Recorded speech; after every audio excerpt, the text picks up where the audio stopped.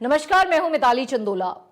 कुछ जुर्म ऐसे होते हैं जिनकी सरहद नहीं होती और ऐसे जुर्म के शिकार आप और हम रोज होते हैं। आप देख रहे हैं मेरा खास शो भारत के रक्षक और आज मैं आपकी मुलाकात कराने जा रही हूं स्पेशल आईजीपी यशस्वी यादव से, जो महाराष्ट्र साइबर विंग को हेड कर रहे हैं।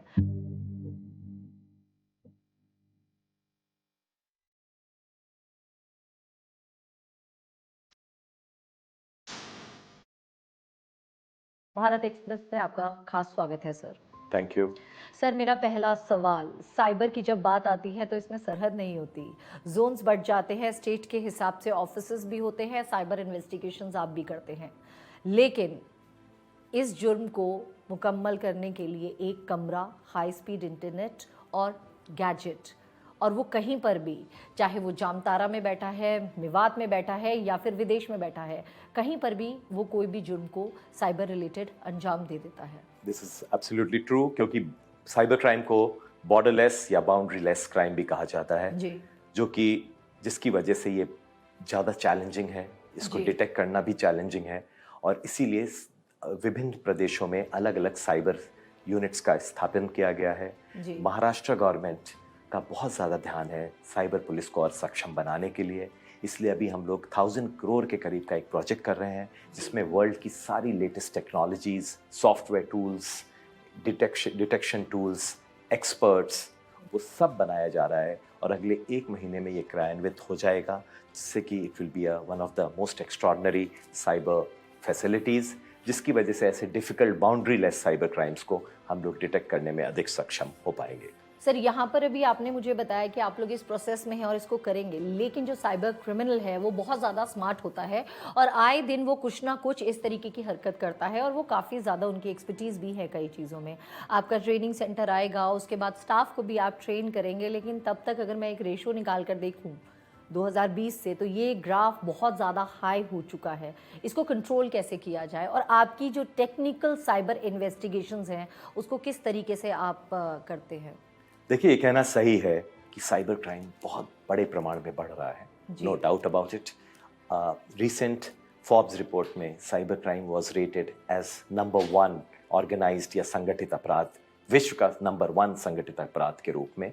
नार्को ट्रैफिकिंग, काउंटरफीटिंग वगैरह के संगठित अपराधों को ये बहुत पीछे छोड़ चुका है, इसलिए हमें ज़्यादा तैयारी रहनी चाहिए और साथ ही साथ वर्ल्ड की बेस्ट टेक्नोलॉजी को इसको कॉम्बैट करने के लिए हमें लाना पड़ेगा।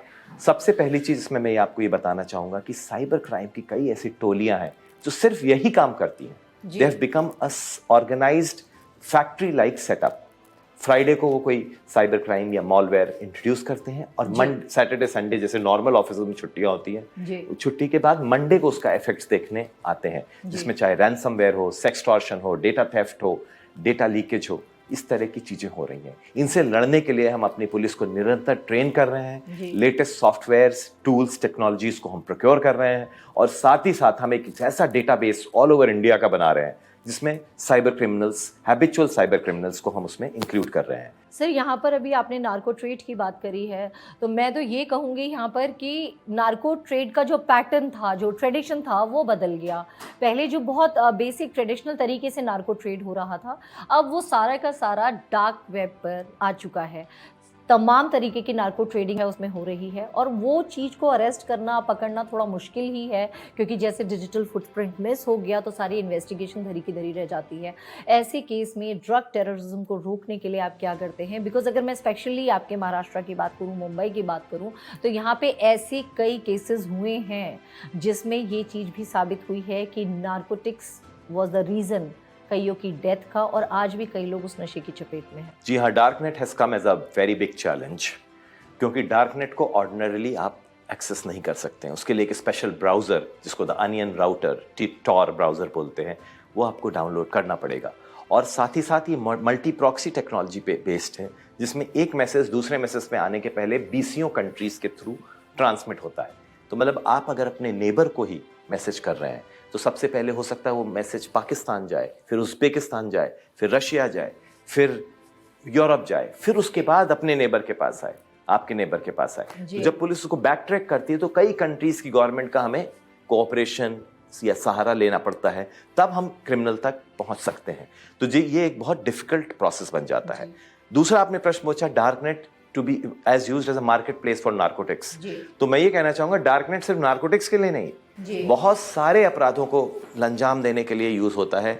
यहां तक कि डार्कनेट के थ्रू कुछ लोगों के मर्डर भी कराए गए हैं, ऐसा आरोप दिया गया है, जो सो कॉल्ड सुपारी किलिंग्स। क्योंकि ना क्लाइंट को पता होता है, ना मर्सनरी को पता होता है जो मर्डर कर रहा है कि उनकी आइडेंटिटी क्या है। वो सिर्फ डार्कनेट के यूजर नेम के थ्रू इंटरैक्ट करते हैं और क्रिप्टो करेंसी के थ्रू पैसा ट्रांसफर होता है। सर यहाँ पर बात करूंगी, सबसे ज्यादा विवादित चीज जो चली थी वो था कनाडा के और हिंदुस्तान के जो रिश्ते थे, जिस तरीके से खालिस्तानी मूवमेंट चल रहा है और खालिस्तान के कई जो लोग थे जो प्रोटेस्ट में शामिल थे और कोई लीडर्स थे, उनके भी मर्डर्स वगैरह हुए, नाम लेना ठीक नहीं रहेगा, तो आरोप प्रत्यारोप का दौर चला। लेकिन लेटर ऑन जब देखा था तो असासिन्स हायर किए थे, कोई कहीं चाइना का है, कोई पाकिस्तान का है, इवन पाकिस्तान में भी आए दिन जो है डेजिग्नेटेड टेररिस्ट जो इंडिया में हैं लिस्टेड एनआईए के थ्रू, उनकी भी डेथ हो रही है। तो ये जो पूरा नेक्सस है, ये किस तरीके से चलता है? देखिए, इसके बारे में तो मैं ज़्यादा टिप्पणी नहीं कर पाऊंगा, क्योंकि ये cases ministry of external affairs और बाहर की पुलिस देख रही है, तो I don't know the details of the investigation. But yes, ऐसी मर्सनरी किलिंग्स थ्रू डार्कनेट के प्रमाण और केसेस और एग्जाम्पल्स हमारे पास आए हैं, बट ऐसा केस इन्वेस्टिगेट करने का अभी तक हमें मौका नहीं मिला है। But it is said to be a sort of a full proof killing that one can do. इसमें असैसिन हायर किया जाता है थ्रू क्रिप्टो करेंसी, और उसको बैक ट्रैक करना बहुत ही मुश्किल है, जिससे real identity of client as well as the जो असैसिनेट कर रहा है, उस पर्सन की आइडेंटिटी रिवील करना बहुत मुश्किल होता है लॉ एनफोर्समेंट एजेंसीज के लिए। लेकिन इसके साथ मैं ये भी कह दूं कि internet never forgets, internet never forgives. तो अगर आपकी कोई भी डिजिटल फुटप्रिंट इंटरनेट पे आ गई है, तो एक अच्छा इन्वेस्टिगेटर अपनी क्राफ्ट को यूज करके उस डिजिटल जरूर पहुंच जाएगा। फिजिकल वर्ल्ड में हो सकता है ये एविडेंसेस डिस्ट्रॉय हो जाएं बारिश से, आग से, लेकिन इंटरनेट वर्ल्ड में या इंफॉर्मेशन सुपर हाईवे में ये डिजिटल फुटप्रिंट्स परमानेंट होते हैं। अगर उनको अच्छी तरह से हम लोग बैक ट्रैक कर पाएं, तो बड़े से बड़ा अपराध भी सॉल्व किया जा सकता है। सर, यहाँ पर मैं आपसे ये पूछना चाहूँगी, क्योंकि सबसे इम्पॉर्टेंट साइबर इन्वेस्टिगेशन जिसको फॉलो करती है वो आपके डिजिटल फुटप्रिंट्स होते हैं। तो अभी आपने कहा कि डिजिटल स्पेस में भी पूरी इन्वेस्टिगेशन, बट व्हाट इफ अगर आपका डिजिटल फुटप्रिंट गायब हो जाए, एक ऐसा पॉइंट आए जहाँ पे डिजिटल फुटप्रिंट्स ही नहीं है, बिकॉज वहाँ पर जो डार्क नेट का हम बात करते हैं, डीप वेब की बात करते हैं, सब कुछ एनोनिमस है और एक तरह से उनकी लॉयल्टी भी इसी उस पे चलती है।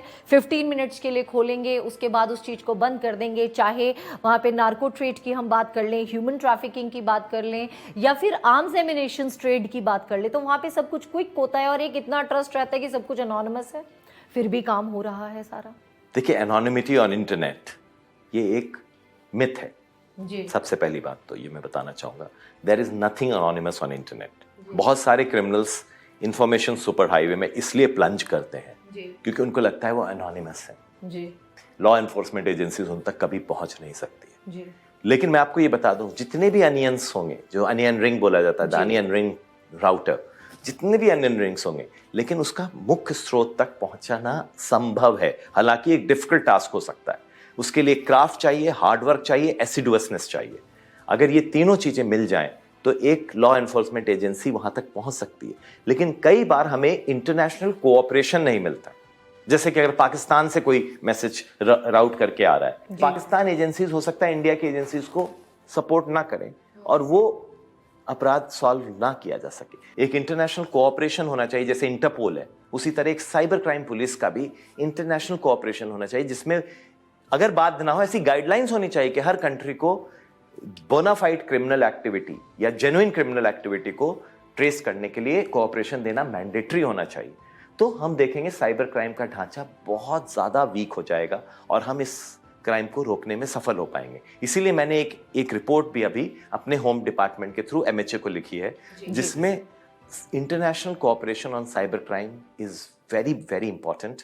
दूसरा इंपॉर्टेंट चीज है कि साइबर क्राइम जो एकदम से बड़ा है, उसका मेन कारण है क्रिप्टो करेंसी, क्योंकि पेमेंट्स पहले फिजिकल अकाउंट से देने पड़ते थे, तो उससे क्रिमिनल ट्रेस हो जाता था।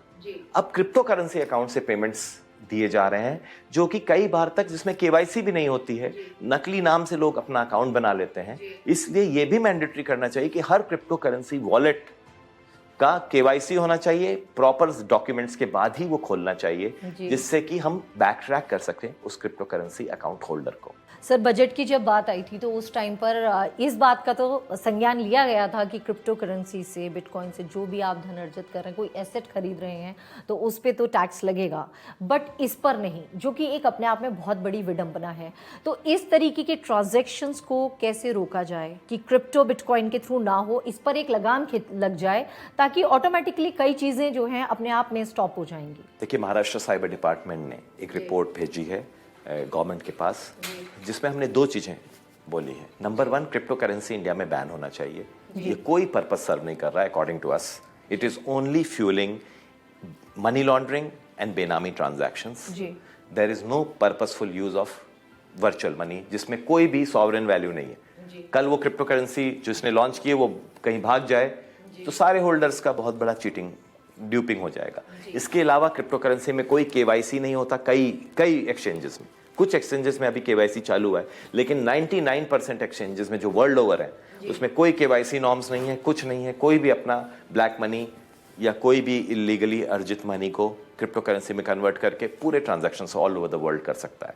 तो मेरी पहला रिकमेंडेशन है, crypto currency should be band in India like in several other countries. इसका कोई पर्पस हमारी इकोनॉमी में नहीं है एक्सेप्ट इलीगल ट्रांजैक्शंस।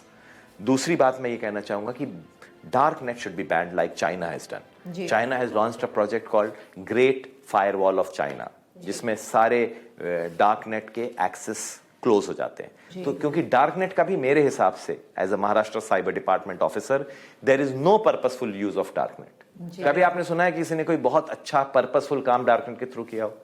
हमेशा ये सब क्रिमिनल्स का, इनके मार्केट प्लेसेस में सारे कॉन्ट्राबैंड चीजें बिकती हैं, क्रिप्टो करेंसी के थ्रू ट्रांजैक्शंस होते हैं जो टोटली एनोनिमस रहते हैं जब तक कि कोई बहुत ज्यादा सघन इन्वेस्टिगेशन ना लॉन्च किया जाए।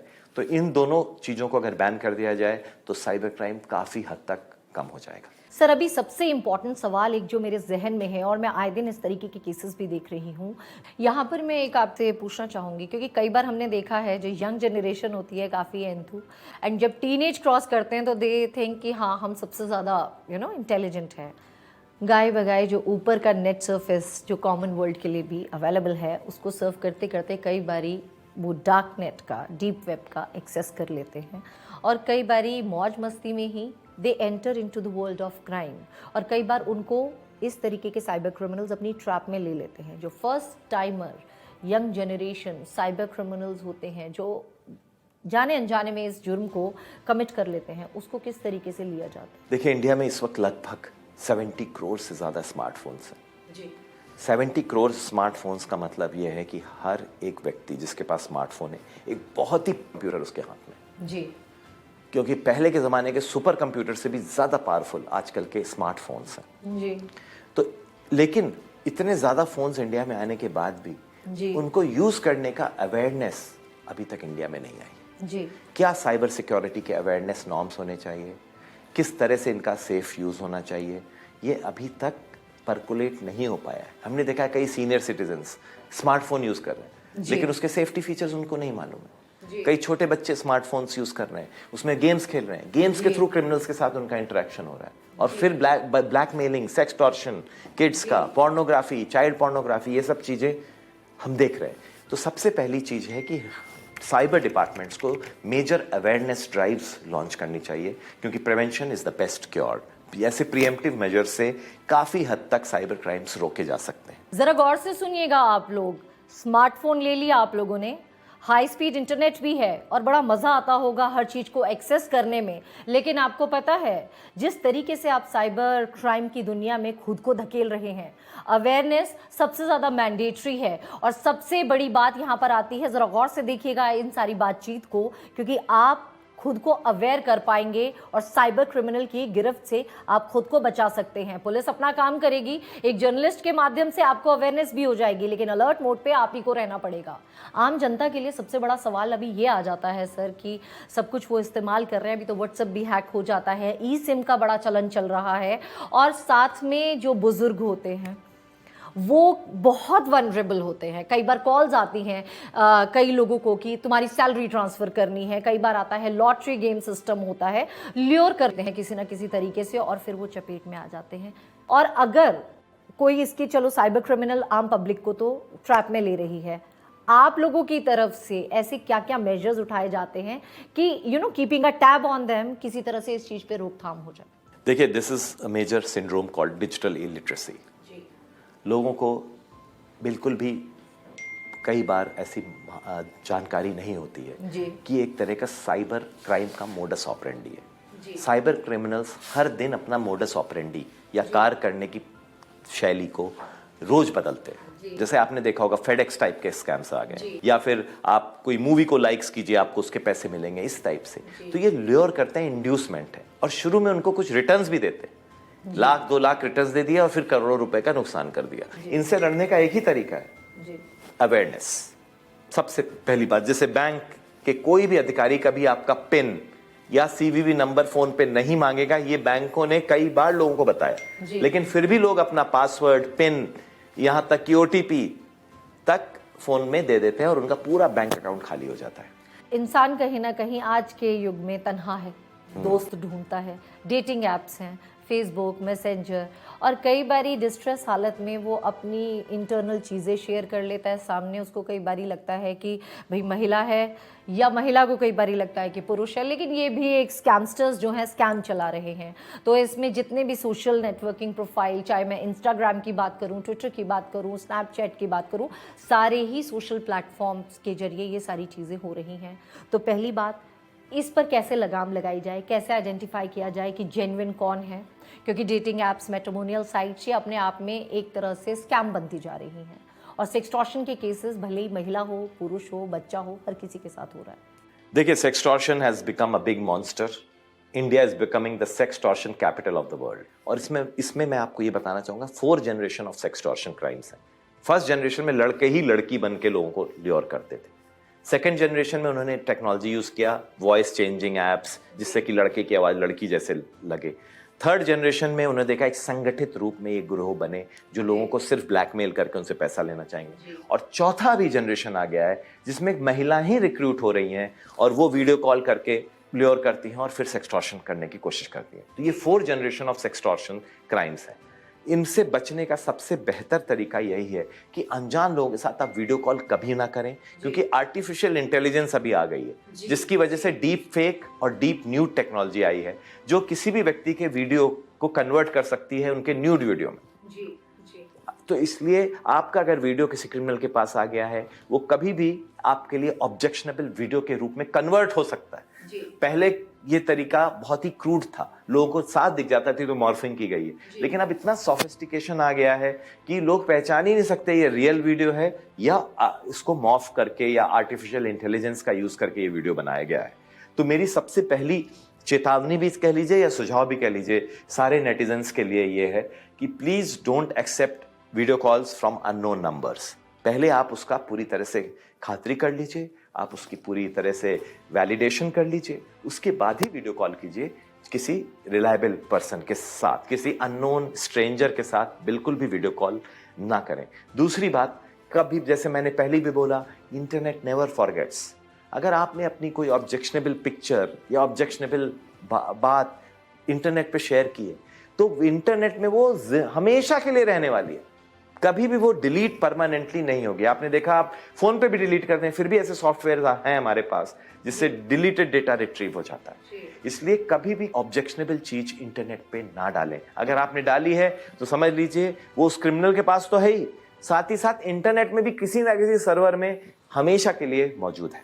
सर, यहाँ पर आपने एआई का जिक्र करा है तो मैं एआई के ऊपर ही आना चाहूँगी। अब इलेक्शंस के टाइम पे हमने देखा पीएम का भी बना दिया गया डीप फेक वीडियो, गृह मंत्री का भी बना दिया गया, मुकदमा भी दर्ज हुआ, इन्वेस्टिगेशंस हुई, वो पॉलिटिकल एक गेम था। चलो, सुपर पावर्स हैं इंडिया की तो उनकी केस भी रजिस्टर हो गए। आम आदमी के साथ ये चीज़ लगातार हो रही है और आम तौर पर एक इंसान शर्म के मारे, स्पेशली मिडिल क्लास के जो लोग होते हैं, जब इस ट्रैप पे आते हैं तो वो कई लोग सुसाइड का रास्ता इख्तियार करते हैं, और हिंदुस्तान में अगर मैं पूरा डाटा निकाल कर देखूँ एनसीआरबी का भी, साइबर क्राइम से रिलेटेड कई लोगों ने सुसाइड भी करा है। कितना फेटल है ये एआई, बिकॉज इन्वेस्टिगेशन में कितनी दिक्कतें आ सकती है, ये भी मैं जानना चाहूँगी।